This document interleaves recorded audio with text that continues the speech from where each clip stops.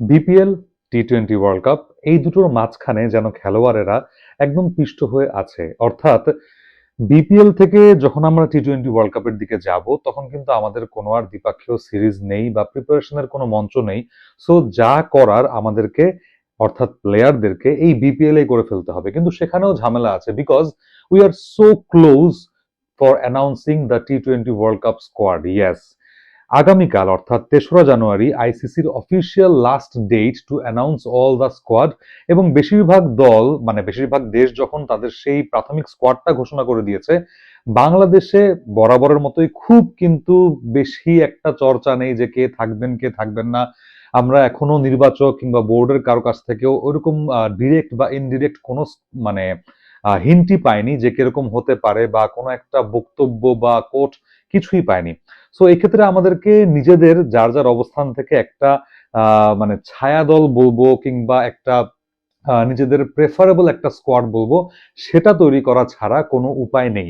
So কালকে মানে finally squad ঘোষণা করার আগে আজকের দিনটায় চলুন দেখে ফেলি যে আমার মতে আমি যদি নির্বাচকের ভূমিকায় থাকতাম, অর্থাৎ মানে প্লেয়ারদের সামগ্রিক পারফরমেন্স কিংবা তাদের এই যে আমরা এতদিন ধরে টি-টোয়েন্টি খেলে আসছি, টি-টোয়েন্টিতে আমাদের শেষ বছরটা খুব ভালো গিয়েছে, সেইটার আলোকে যদি একটা প্রাথমিক স্কোয়াড দাঁড় করাতে চাই তাহলে কেমন হতে পারে চলুন এটা নিয়ে আলোচনা করবো আজকে ওয়ার্ড দ্য পিচে। আলোচনায় যাওয়ার আগে যদি ছোট্ট করে বলে নেই যে এবারে টি-টোয়েন্টি ওয়ার্ল্ড কাপটা আমরা সবাই জানি যে ভারত এবং শ্রীলঙ্কায় ভাগাভাগি করে হতে যাচ্ছে। সো এই ক্ষেত্রে মানে শ্রীলঙ্কাতে খুব কম ম্যাচ আমরা দেখতে পাবো বিকজ পাকিস্তানেরই ম্যাক্সিমাম ম্যাচ সেখানে অনুষ্ঠিত হবে, ইন্ডিয়া পাকিস্তান প্লাস পাকিস্তানের অন্যান্য ম্যাচগুলো।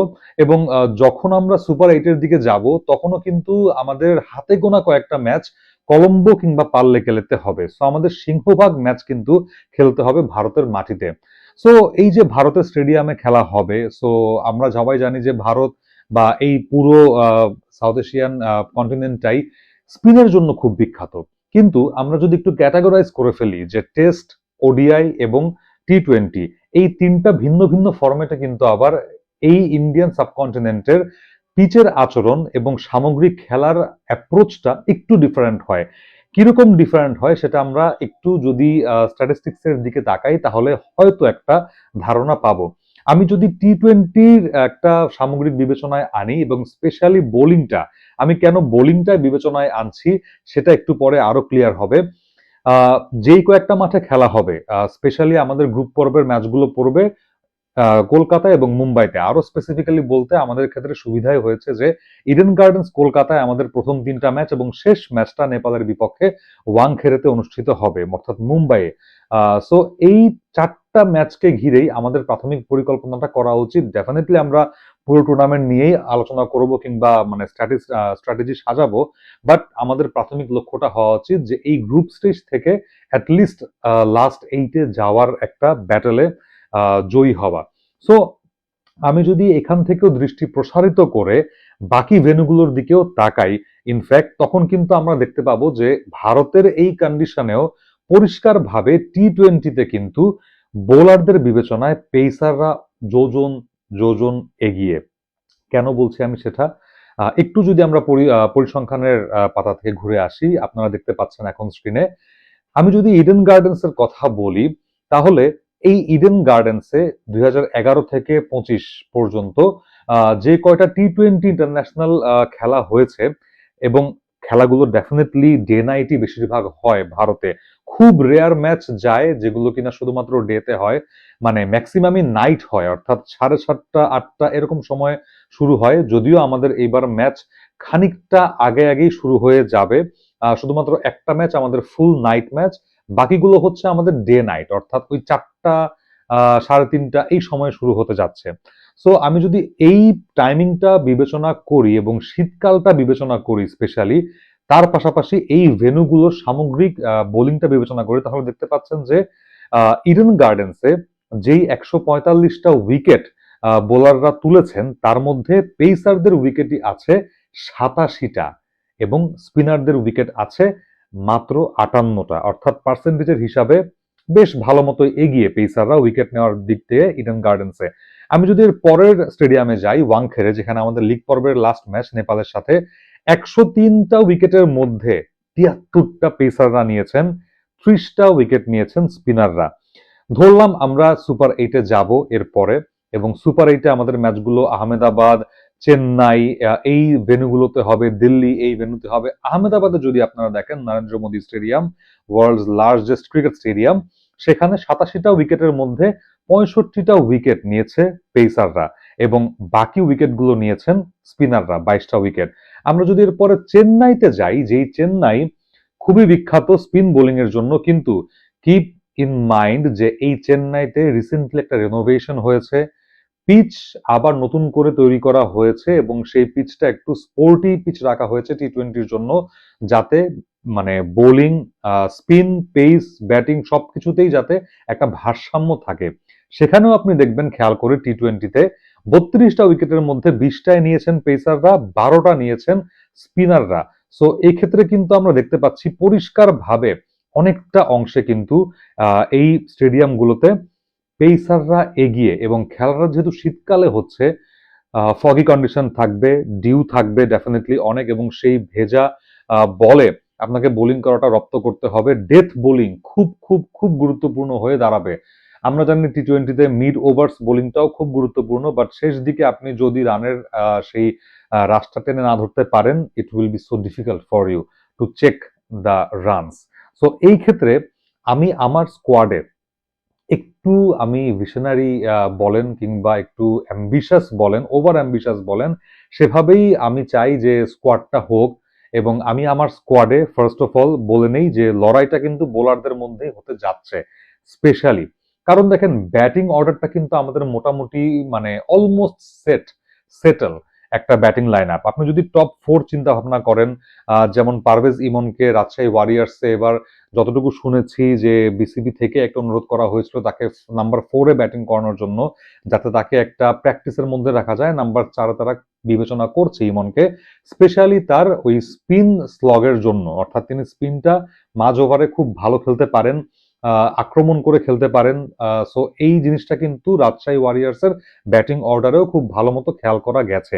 এই ক্ষেত্রে আপনি যদি একটু বিপিএল এর এখন পর্যন্ত মানে আজকে পর্যন্ত যদি আমি মানদণ্ডটা ধরি, সেই মানদণ্ডেও ঘুরে আসতে চান, পারভেজ ইমনের দুর্দান্ত একটা রান কিন্তু আপনারা দেখবেন। সিলেট টাইটান্সের হয়ে পারভেজ ইমন ইতোমধ্যেই 169 রান করে ফেলেছেন এবং নাম্বার 4-এ ব্যাটিং করে যাচ্ছেন এই মুহূর্তে। সো টপ 4 নিয়ে আই গেস খুব একটা কাটাছেড়ার করার দরকার হবে বলে মনে করি না আমি।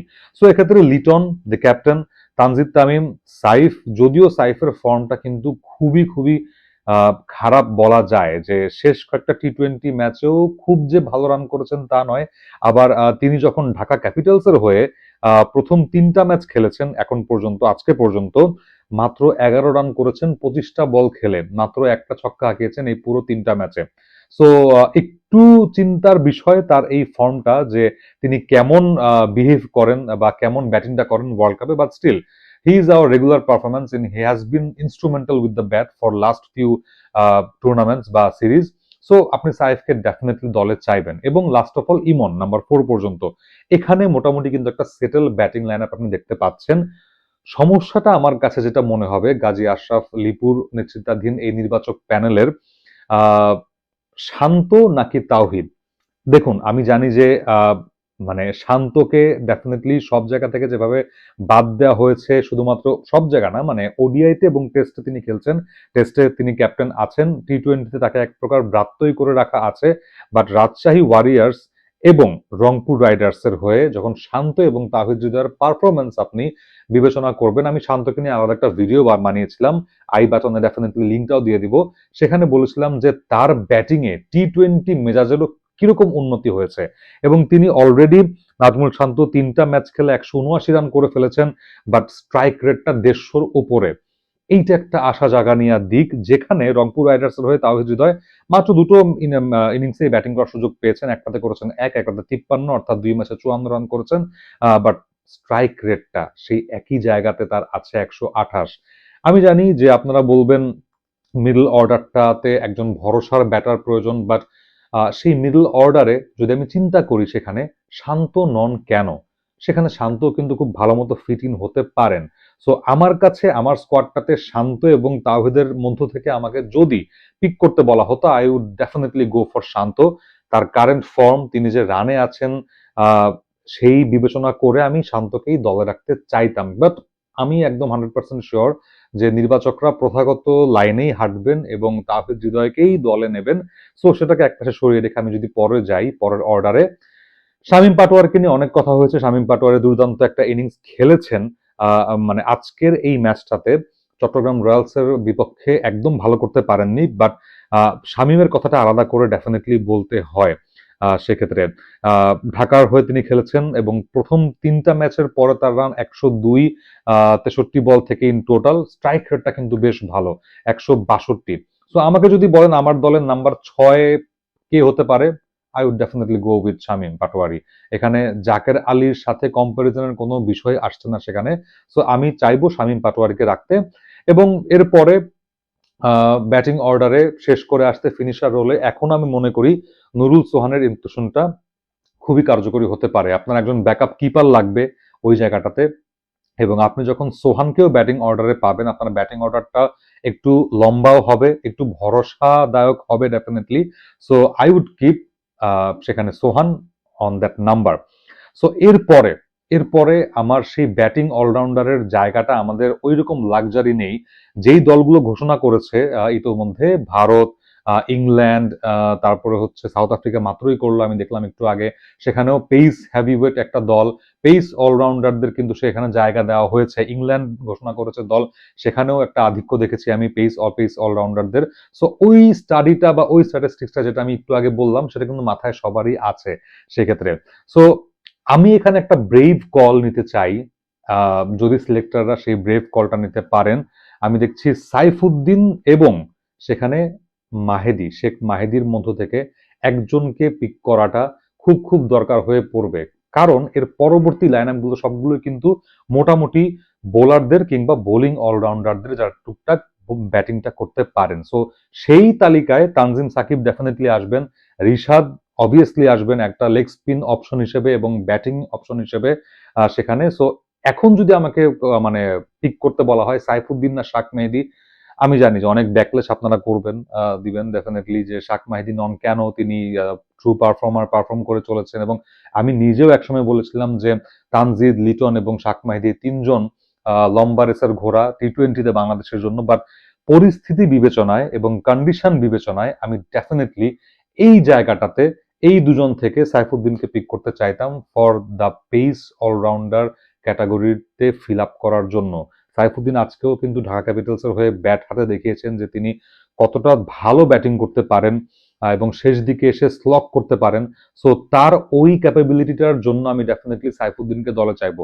হ্যাঁ, আপনি শাক মাহিদিকে হয়তো দলে রাখতে চাইবেন সেই স্পিন অলরাউন্ডারের একটা ভূমিকা পালন করার জন্য, বাট আমি এখনো শাক মাহিদিকে একজন বোলার হিসেবে বিবেচনা করি রাদার দেন ব্যাটার, বিকজ তার বোলিংটা বেশি কার্যকরী। মানছি আমি সেখানে একটা বোলিং অপশন কমে যেতে পারে, বাট স্টিল সেই বোলিং কমে যাওয়াটা আপনি সাইফ কিংবা শামীমকে দিয়েও পার করতে পারবেন। বাট ব্যাটিং ফর্মটা শাক মাহিদির খুব একটা স্বাচ্ছন্দ্যদায়ক যে হচ্ছে সেটা বলতে পারছি না। সো সাইফুদ্দিনকে আমি রাখতে চাইবো দলে। নাসুম তানভীর, এটা একটা ডিবেট হতে পারে যে কাকে আপনি দলে রাখবেন। আজকে ঢাকা ক্যাপিটালসের বিপক্ষে চট্টগ্রাম রয়্যালসের হয়ে তানভীর দুর্দান্ত বোলিং করেছেন। তার ফ্লাইট, তার টার্ন চোখে পড়ার মতো ছিল এবং আমি মনে করি যে নাসুম তানভীর প্রায় সিমিলার ক্যাটাগরির বোলার, বাট আপনি দুজনকেই রাখার মতো ওই লাক্সারিটা পাবেন না ভারতগামী সেই দলটাতে, বিকজ আপনাকে একজনকে চুজ করতে হবে। আপনার রিশাদ যেহেতু আছেন অলরেডি, আপনি এই দুজন থেকে একজন নেবেন। আপনার স্পিন ডিপার্টমেন্ট কিন্তু বেশ ভালো মতো পরিপূর্ণ হয়ে গেল। আরেকজন স্পিনারের কথা আমি এখানে না আনলেই পারছি না, অ্যান্ড হি ইজ আলিস ইসলাম। প্রথাগত স্পিনারের বাইরে আমি শাক মাহিদিকে কেন বাদ দিচ্ছি, ইন্ডিয়ার এই কন্ডিশনে প্রথাগত স্পিনারের বাইরে আপনার একজন এরকম মিস্ট্রি স্পিনার খুব খুব দরকার। এবং আলিসাল ইসলাম গত বিপিএল এ অনেকগুলো ম্যাচ খেলেছেন, বাট পরিপূর্ণভাবে খেলার সুযোগটা পাননি, বাট দুর্দান্ত করেছিলেন বল হাতে। তারপর একটা ইনজুরি গিয়েছে তার, ডোমেস্টিকে তিনি ফিরেছেন শেষ করে। তারপরে বিপিএল এ এখন পর্যন্ত আলিসাল ইসলাম 2টো ম্যাচ খেলেছেন, 33 রান দিয়ে তিনি তিনটা উইকেট তুলে নিয়েছেন। আমি উইকেটের খরচায় না গেলাম, ইকোনমি রেটটা 4.7, 5 এরও নিচে টি-20 ক্রিকেটে, যেটা খুবই খুবই জরুরি এবং প্রত্যেকটা দল কিন্তু খুব করে চায় এরকম একজন মিস্ট্রি স্পিনার রাখতে। সো ওই স্পিনার রাখার জন্যও কিন্তু আমার এখানে নাসুম তানভীর থেকে একজনকে বাঁচতে হচ্ছে এবং শাক মাহিদিকে আলাদা পাশেই রাখতে হচ্ছে টু পিক সাইফুদ্দিন আপ। এর পরবর্তীতে বোলারদের তালিকায় আমি রিপন মন্ডলকে ডেফিনেটলি রাখতে চাইবো। রিপনের যে প্রোগ্রেসটা হচ্ছে দিনকে দিন দুর্দান্ত হচ্ছে, সেটা ঘরোয়াতে বলি আমি, এইজ লেভেল ক্রিকেটে বলি, সেখানে আন্ডার 19 কিংবা এইচপি দলের হয়ে তার বোলিং পারফরমেন্স, এবং তারপরে বিপিএল এ যেই ম্যাচটা গিয়েছে গতকাল, আপনারা সবাই দেখেছেন, সুপার ওভারের ম্যাচটা এনজয় করেছি আমরা, বাট রিপনের বোলিংটা was up to the mark. ভেজা বলে কিভাবে বোলিং করতে হয় এবং কিভাবে ব্যাটারদের গতিবিধি লক্ষ্য করে ব্যাটারকে ফলো করে বোলিং করতে হয়, স্পেশালি ডেথ ওভারে, সেটা কিন্তু রিপন খুব ভালো মতো জানেন। সো আমি রিপনকে হয়তো একাদশে হঠাৎ করে নামিয়ে দিতে পারবো না আমার সেই ব্যাটিং অর্ডারটাকে লম্বা করতে, বাট আমি একটা মুস্তাফিজের ব্যাকআপ রাখতে পারবো রিপনের ক্ষেত্রে, যাতে আমি রোটেট করে অ্যাটলিস্ট খেলাতে পারি। আমার 4টা লিগ পর্বের খেলায় যদি 3টা আমরা জিতে যাই নেপালের বিপক্ষে, আমি ডেফিনেটলি রিপনকে খেলাতেই পারি সেক্ষেত্রে। সো রিপনকে ওই ব্যাকআপ হিসেবে, ডেথ বোলিং স্পেশালিস্ট হিসেবে, বোলার স্পেশালিস্ট হিসেবে রাখতেই পারছি আমরা দলটাতে, এবং হি ডিজার্ভস দ্যাট। তার পাশাপাশি মুস্তাফিজ, তাসকিন, এই দুজন তো থাকছেনই সেই বোলিং লাইন আপে। Hard call for Hasan Mahmud, for Shoriful, definitely they also deserve their place, এবং ক্রমাগত পারফরমেন্সও তাদের টপ নচ এখন পর্যন্ত। বাট আই থিঙ্ক খুব একটা সুযোগ, ওই যে মুস্তাফিজ শরীফুল আপনি যদি বাছাই করেন, মুস্তাফিজের ক্ষেত্রেই যাবেন। Taskin still is our top most bowler in টি-20, in shorter format of cricket, আপনি ডিনাই করতে পারবেন না। সো সবকিছু মিলিয়ে আমি যদি এই একাদশটা বা স্কোয়াডটা বলে দিই আবারও, সেক্ষেত্রে লিটন, তানজিদ, তামিম, সাইফ, ইমন থাকছে। নির্বাচকদের হয়তো শান্ত এবং তাওহিদ থেকে একজনকে বাঁচতে হবে। I would like to go with Shanto, Shamim, Sohan, তারপরে যেটা বললাম যে সেখানে সাইফুদ্দিন, রিশাদ, তানজিম সাকিব, তারপরে তানভীর, নাসুম থেকে যে কোনো একজন ডেফিনেটলি আমাকে বললে আমি I would go for Tanvir definitely. তারপরে মুস্তাফিজ, তাসকিন, আল ইসলাম এবং রিপন মন্ডল, এই দুজন দলটাতে একটা ডেপথ যেমন বাড়াবে, একটু ভ্যারিয়েশন নিয়ে আসবে এই দলটাতে। এবং আপনি যদি একাদশটা সাজাতে চান সেই কন্ডিশনটা বুঝে, তানজিদ, সাইফ, লিটন, ইমন, শামীম, সোহান, রিশাদ, সাইফুদ্দিন, তানজিম, তাসকিন, মুস্তাফিজ, একটা ব্যালেন্সড একাদশ কিন্তু আপনি এই স্কোয়াডটা থেকে বের করে আনতে পারেন। কমেন্ট সেকশনে অবশ্যই জানাবেন, যারা সাবস্ক্রাইব করেননি এখনো হোয়াট দ্য পিচ, সেটা সাবস্ক্রাইব করে ফেলবেন। আরো আরো কন্টেন্ট নিয়ে চলে আসবো, বিকজ সামনে টি-20 ওয়ার্ল্ড কাপ আসছে, এবং এই স্কোয়াডটা কেমন হতে পারে এবং এই হার্ড কলটা যে শাক মেহেদির জায়গায় সাইফুদ্দিন কেমন হতে পারে, ডেফিনেটলি জানাবেন হোয়াট দ্য পিচের কমেন্ট বক্সে।